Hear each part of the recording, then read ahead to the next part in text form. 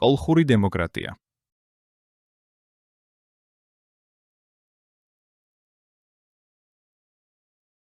ანაკლია უნდა გახდეს საერთაშორისო, შავი ზღვის რეგიონული უსაფრთხოების სისტემის ნაწილი. ანაკლიაში აშენდეს პორტი და განლაგდეს ნატოს სამხედრო ბაზა.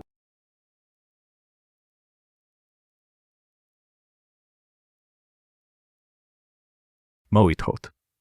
ევროპული ქარტიის რეგიონული ან უმცირესობათა ენების შესახებ რატიფიკაციას. ლაზურ მეგრულ ენას მიენიჭოს რეგიონალური ენის სტატუსი.